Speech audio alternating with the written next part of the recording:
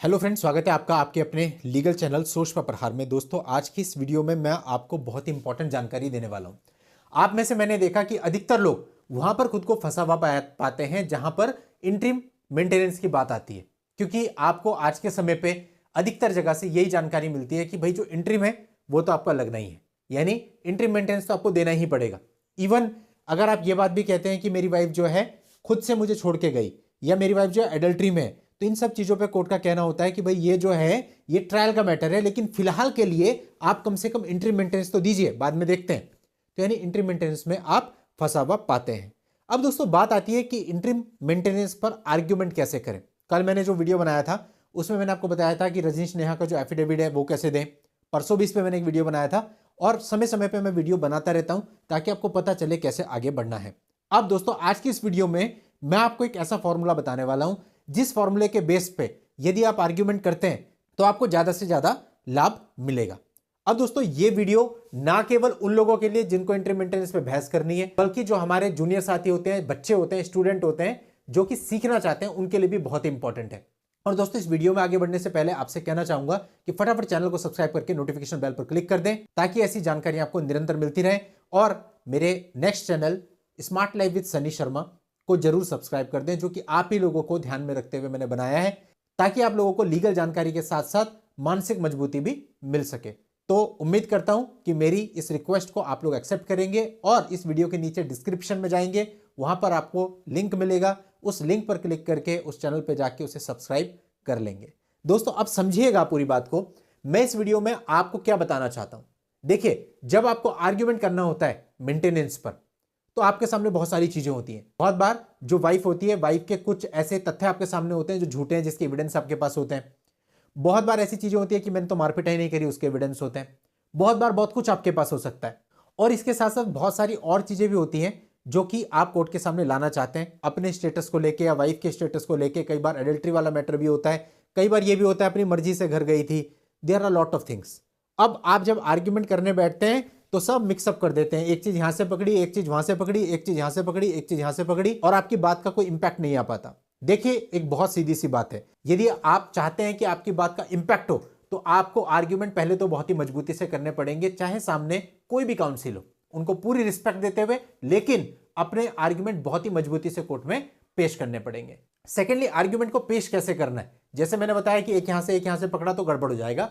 आपने क्या करना है, आर्ग्यूमेंट से पहले तैयारी जरूर करनी है। ऐसा नहीं कि मौके पे आप गए और आपने आर्ग्यूमेंट कर दिया। इवन दोस्तों हम लोग भी ऐसे ही करते हैं, पहले तैयारी करते हैं उसके बाद आर्ग्यूमेंट करते हैं। अगर क्वालिटी चाहिए तो उसको आपको टाइम देना पड़ेगा।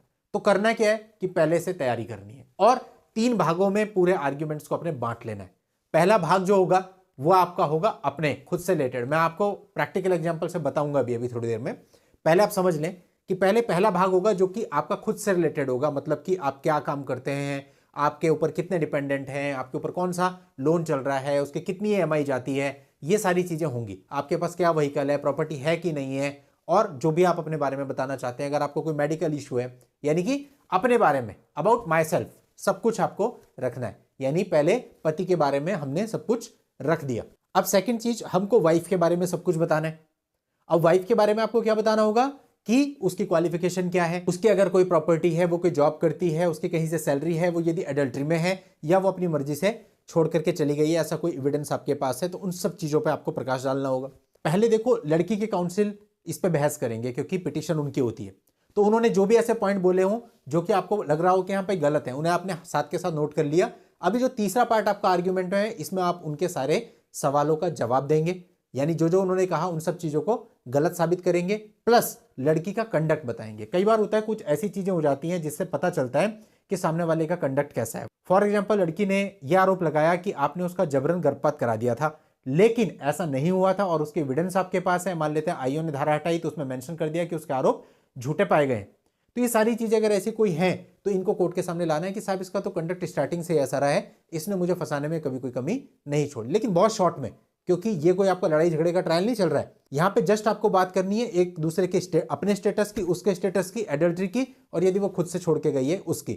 बाकी चीजों को इन्वॉल्व नहीं करना। और कंडक्ट भी जो आप बताएंगे वो जस्ट आपको 1-2 लाइन में बताना है, बहुत ज्यादा एक्सप्लोर उसको नहीं करना है, वरना कोर्ट कह देगा भैया मेंटेनेंस पे बात करो। ठीक, तो हल्का सा कंडक्ट बताना है कि कोर्ट को पता चले कि हाँ भाई इनका दिमाग कैसे चलता है। अब इसी चीज को अगर हम प्रैक्टिकली करते हैं, कोई भी एग्जाम्पल पकड़ के हम प्रैक्टिकली करते हैं, तो कैसे करेंगे हम इसको? तो मैं आपको थोड़ा सा एक एग्जाम्पल दे देता हूं ताकि आपको पता चले।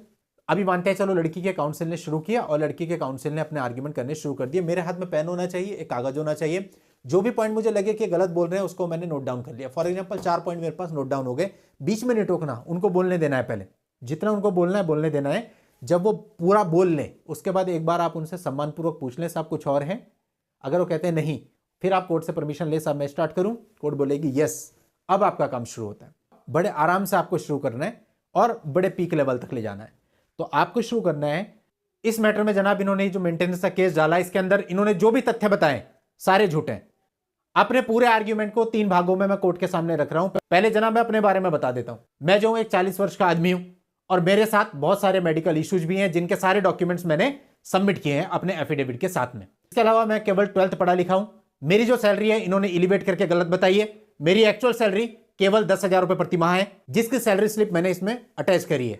इसके अलावा जनाब मेरे पास मेरे माता पिता, मेरी 2 बहनें और मेरा एक छोटा भाई भी है जो कि पूरी तरह से मेरे पे डिपेंडेंट है।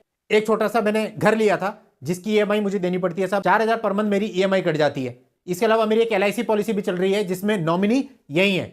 अब जनाब अगर मैं इनकी बात करूं तो ये ग्रेजुएट महिलाएं, खुद से इन्होंने पहले फला फला कंपनी में नौकरी करी है जहां से इन्हें इतना वेतन मिलता था। वर्तमान समय में भी नौकरी कर सकती हैं, लेकिन जानबूझ करके नौकरी नहीं कर रही हैं क्योंकि इन्होंने मेंटेनेंस का केस डाला हुआ है।